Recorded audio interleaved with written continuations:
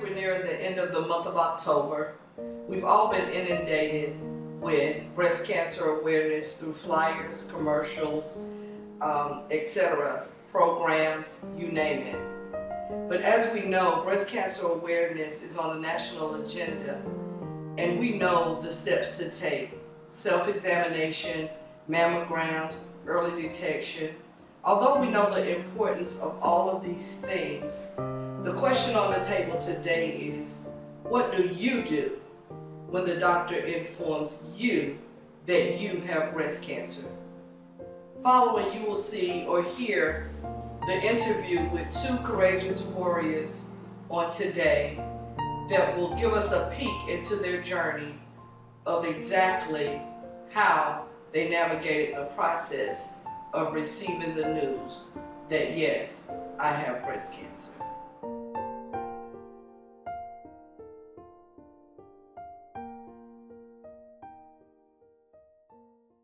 So at this moment, I would like to welcome and take the opportunity to thank Amber Georges for agreeing to sit with us in this interview on today, just to kind of take a peek into your journey and to just talk about what this experience looks like and what it has been for you. So Amber, thank you for agreeing to allow Breast Cancer Awareness 365 to take a look at what happens when the doctor actually says it to you. So thank you for having me.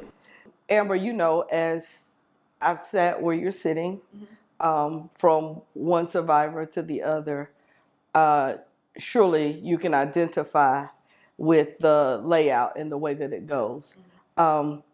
Just so for our viewers and those that are attending the conference, just on a routine day, you have a doctor's appointment, you show up at the appointment, most of the time alone, because you're going for your routine checkup, your routine mammogram, nothing out of the ordinary. And then surely it's typical that you wait before you get dressed. You wait for them to read the report so that they can come back and tell you if they need any additional photos or if you're good to go, and thank you, we'll see you next year. So it's no real big scare or nothing eye-raising if they come back and say radiologists want additional photos. A little different sometimes when they come back and say radiologist is reviewing and they would like to speak with you. Right. And once you're in with the radiologist and they are explaining or showing you what it is that they see, then sometimes for some people or for me, it starts the wheels to turning in your mind. Like, what does any of this mean? Right. Next step, of course, is we're going to schedule you to go for a biopsy. We don't know what that means, but we agree and we say, okay. And someone from scheduling will call you to schedule that. You get an appointment for a biopsy and then a follow-up for the results. So at that moment, not really sure, everybody's journey is different at that moment. So my question to you today is, once the doctor says to Amber, you have breast cancer, then what was your process?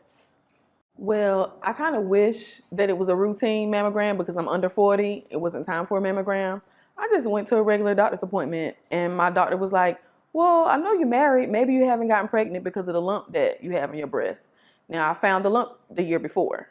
And they said it probably was not cancer because of my age. And of course, because of no family history, I'm like, okay, I'm gonna listen to you guys because in my family, they have lumpy breasts. Nobody's had breast cancer. So that day I went to the mammogram. My doctor sent me to get the mammogram.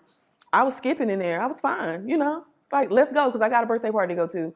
And I wasn't nervous at all because I knew that we're not gonna find anything. So, my whole process was totally different. I went in, they scanned me.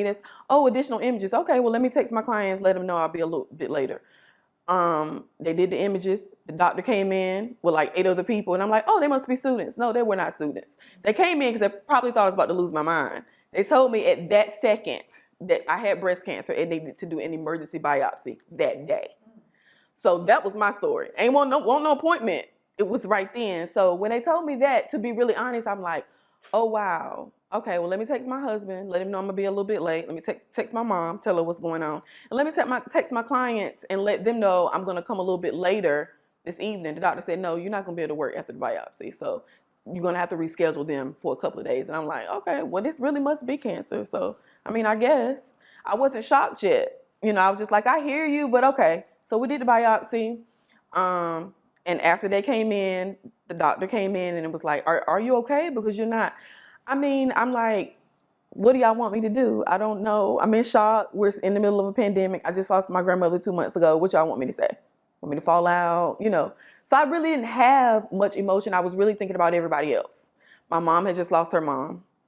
My son had just lost his great grandmother. My aunts just lost their mom. My husband, we just got married.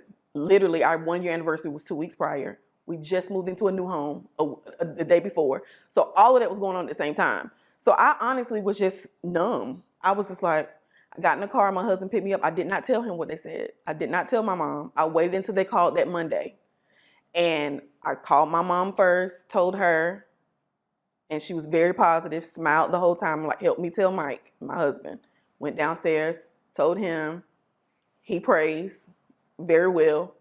So we prayed, we cried, and that was it. And that was it. That was the beginning. So I honestly did not, it wasn't even, I can't even make up anything dramatic. It was more of like, okay.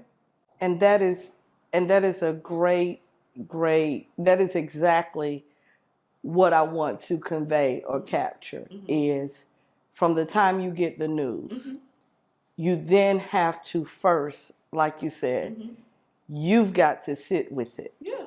And you've got to process all that you've just heard. However, whatever your discovery was, you've got to process what you just heard. Right. And once you process what you heard, at what point did it become a reality for you? After 6 chemos, mastectomy in January, 30 rounds of radiation, and now I'm on Kadcyla number 12. I have 3 more. It's now starting to settle in a month ago. So to be really honest, like I am just dealing with it right now. Because the way things work for me, I was a single mom before I got married. So I didn't have time to be emotional. I did not have time to let hard times or difficult things settle in for me. I just, okay, this is what we do, God, okay, we're going to fix it, how we're going to do, and let's go. So now, having cancer before, you can't do that. You can't do that. Like, and people don't, it's way worse after. Because it's like, I'm always, like, this is a part of my life resume now. You know what I mean? I just want it to be daughter, granddaughter, mom, sister, wife, business owner, cute. I didn't want cancer to be under there, but now it is. And so I'm learning to cope with that now. It is really, really hard, and I am seeking therapy because I have my days where I'm like, never once was I mad at God though, because I'm like, you always got something up your sleeve for me. So what we doing, Right. What we about to do? What you want me to do with this? Exactly. Just tell me what you want me to do. And I can identify because my first diagnosis was, I was 33. Right. And the medical profession and the insurance were at war because I was not 40. Right. And they were not wanting to cover a mammogram for anybody under 40. Wow. But because I was relentless and I would stand up for myself and I refused to take no for an answer, I was able to get a mammogram. Right. And I'm grateful because that's part of the reason that I'm sitting here today is because I refused to take no for an answer. Right. And so the first diagnosis, I was 33. Okay. And that was in 2000. Okay. And then my second diagnosis was in 2015. Okay. Some 15 years later. Okay. So at what point, or have you reached a point that you decided, I've told everybody that I needed to tell or inform about this diagnosis? Or explain to me what it's been like for you to have to tell people that need to be told, and then deal with the people that feel like they should have been told but were not told. I really didn't go through that part. I've been very blessed. Like, I am literally surrounded by the most amazing people ever. Friends, family, everybody. Like, but to be honest, I think I only told about 5 people. And my mom, it was my mom's, I designated, listen, Mom, I need you to start a group chat with my friends. They're gonna be crying. I ain't got time. You know, I told my husband, you need to tell, you know, because I'm not doing it. I don't want no pat on the back. I don't need you. Oh my God, I don't need that. And so I was still working. Like, after my first chemo, the next day, I went and did hair. That was a huge mistake, but I did it, and it turned out amazing. But I will, you know, I learned shortly after that, no ma'am. But it was, I just didn't want the sad. And for once, I didn't want to be there patting you on your back when I'm the one who got cancer. Like, so I actually did tell one of my clients, I'm not going to call her out, but I actually told her because I had to gradually tell a few of them what was going on. And she just cried for like 20 minutes. And I'm like, girl, go to the bathroom, get yourself together, because I'm fine, you know? Right. So yeah, and I did think more about others than myself. And I know my people. So I knew, you know, who can handle what. And so, you know, I didn't tell everybody. So I gave my mom that job. Because I'm like, I'm not doing this with y'all. So you gave it to somebody that you knew could handle it. Because I am that friend. I am the one who's always, you know what I mean? And all of my friends are super strong. Like, all of them and all of my family are super strong. But, you know, my mom is, you know, Mom, you just take care of them, because I can't. Right. Excellent. Excellent. Yeah, because at some point, each time, sometimes people don't recognize it's difficult to have to say it one time. Right. And then to have to say it over and over and over. At some point, you reach a decision. I've told everybody that needs to know, not that you have anything to hide. Right. It's just, I don't want to keep saying this over and over out my mouth, because it doesn't change the outcome. Right. I just have to engage and stay focused on the battle so that I come out on the other side. Correct. Would you agree I totally with that? agree with that. Absolutely. Absolutely. I just couldn't. I mean, it wasn't really the fact that I didn't like repeating it. I just didn't want it to appear. I didn't want to be weak. I didn't want to appear weak. You know what I mean? Because I just been, you know, I don't want y'all to, oh, is she sick? And you know what I mean? It's like, okay, come on, y'all.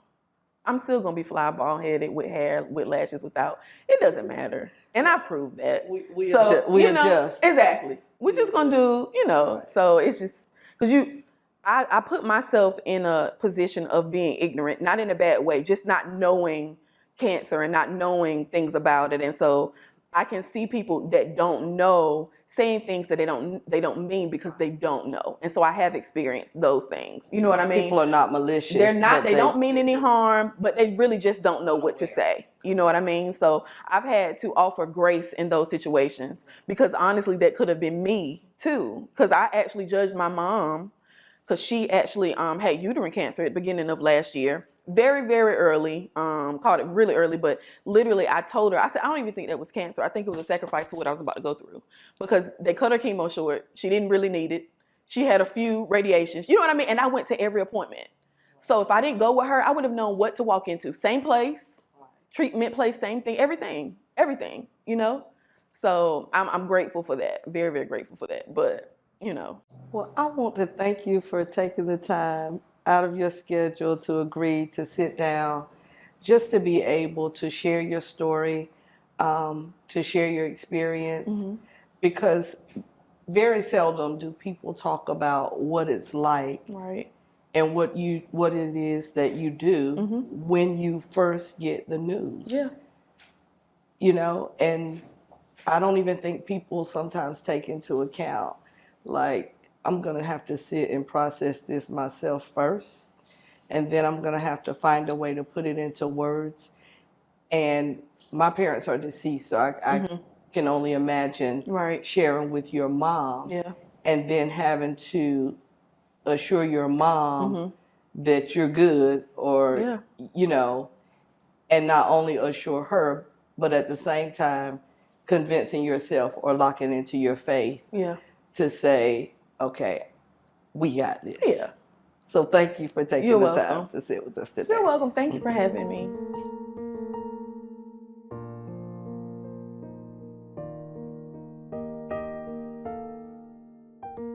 Thank you, Angie, for agreeing to sit with me today for this interview for Breast Cancer Awareness 365.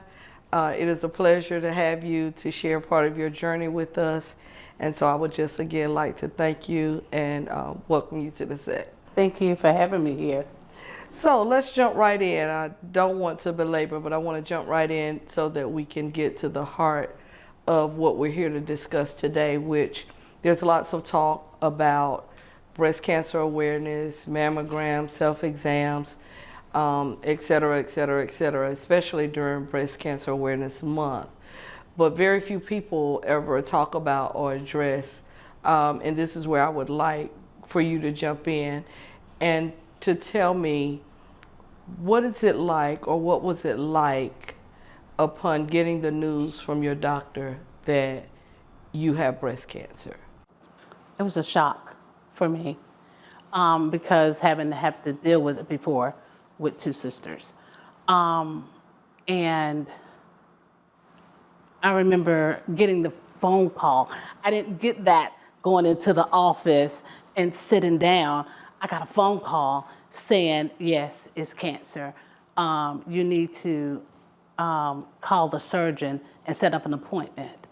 And so I remember that day sitting at Bojangles because I was at lunch, and it was like, oh no, cancer, breast cancer. So at what point did it become a reality for you?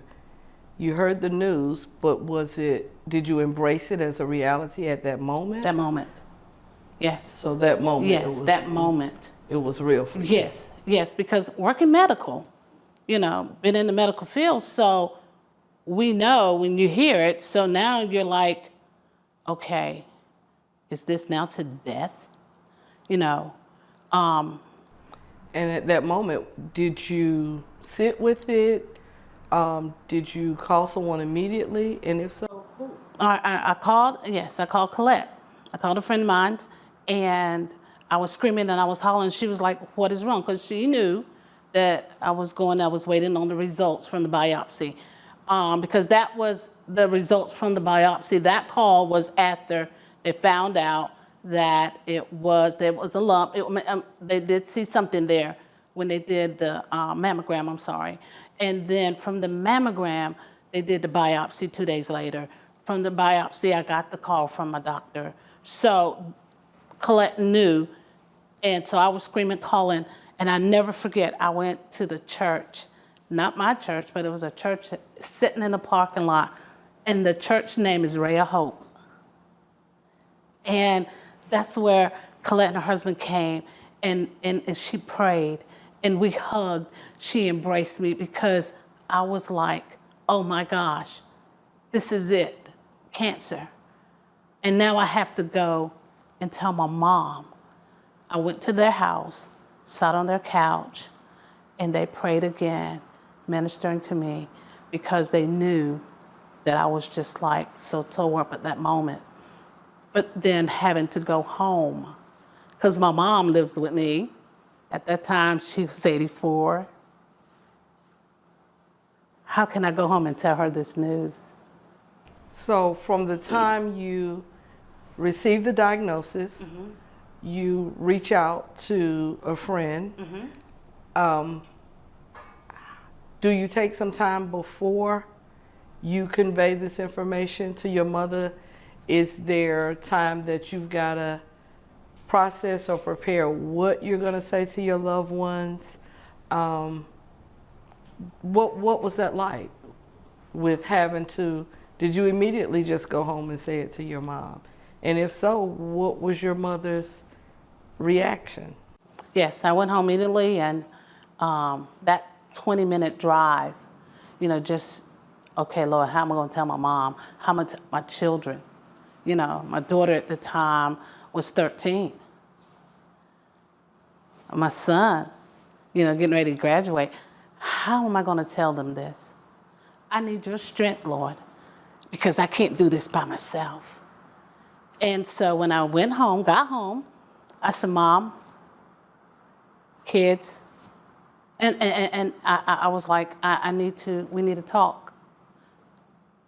So I just knew my mom was going to be all the pieces because it is her last. I'm the baby, the last one. And no, my mom said, well, okay. Did they say it was everywhere? I said, no, Mom. She said, okay. So what they going to do? I said, we're going to have surgery. I'm going to have to go talk with the surgeon. She said, okay. Well, I trust God, Angie, in this. I looked at her. I said, okay. She said, yes, I trust God in this. I said, okay. So you told your mother and your children all at the same time? Yes. Yes. And we all were sitting in the living room. So my kids kind of didn't say anything. And, later my daughter told me I cried every night because going through with the aunt, now mom. So each one handled it differently, but they didn't come to me crying. They came to me loving. My son began to speak the word. He said, I don't think this is to death, Mom. He said, so you're going to be okay. So and they he's at the became time, that strength. yes, and he's at the time, you're talking 16 and a half, So, yes, and Jeremiah 29:11, that was my scripture that I held on to, and to this day continually to hold on to, because he does know the plans that he has for me. So going through, yes. That's awesome. So it was a little different, and I don't want to lose sight of something that you said. You said, this was my mom's third child or last daughter. Could you explain or expound on exactly what it is that you mean? Yes, I had two sisters to pass with cancer in 2011. One passed in April, and that was a colon cancer. And we found out 3 months prior to, the doctors told us, like, standing out there in the emergency room. She only got 3 months to live. And so from that, then my last sister, Laverne, it was ovarian cancer. And they was at the time in the process of trying to do, and it was 7 months apart.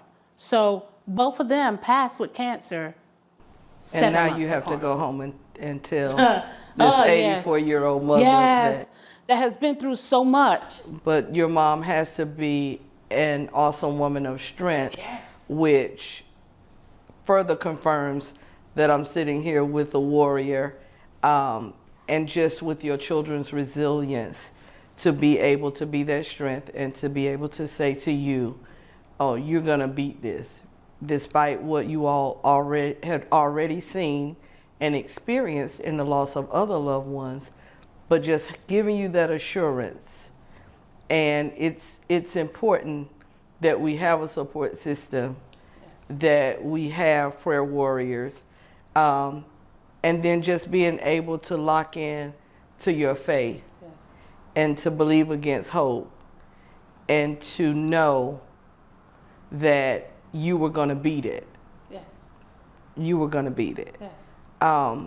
Was there ever a point, or at what point did you get tired or weary with having to share or inform people that you had a cancer diagnosis? I never got tired of it. Stacey, I never got tired of telling it because it was my testimony. I was being able to tell somebody, but also give God the glory on it. So I never got weary in telling what God has did and what he's doing. So, no, I tell it to this day. That is awesome. That is awesome. Well, I want to thank you for taking the time to share your awesome and amazing story. And just to all of our conference attendees, as I promised, we do have a special treat. So at this time, we're going to transition. I'm going to bring on my special treat for everyone today. I have the awesome opportunity to sit with Angie's daughter, who, like she said, was 13 at the time. And we just want to hear from her from the perspective of what it's like being the recipient of the news. So again, thank you, Angie, for being a part of our interview today. And we appreciate you, and we are so grateful that you are a warrior and survived the journey. All right. Thank you for having me.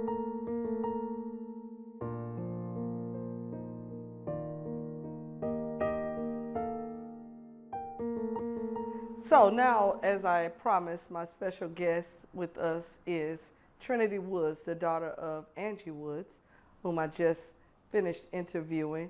I'd like to take a moment just to say thank you, Trinity, for agreeing to allow to sit in on this interview with me today, and we are glad to have you. You're welcome, and thank you for having me. So Trinity, I wanted to hear it from your perspective of what it was like having a mother that is a breast cancer survivor,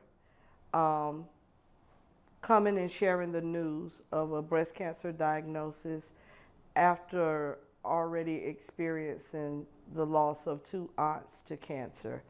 Could you share with us what that was like for you? Well, for me, I was nervous because I thought I was going to lose my mom, but losing 2 aunts was not as hard as hearing it, hey, your mom has cancer. That's not something you want to hear. What was your emotion when your mom first said it? Pain, sort of, but I don't know how to describe it. It was like just a wave of shock and not knowing what to say or how to feel. So at that moment, did you take time to process? Did you talk to your mom about it? I processed it sort of. It took me like a month or so to realize, hey, mom has to have surgery. It was a long thought process for me personally, because me being 13 at the time, you don't know what to expect. How did it change or impact your life personally?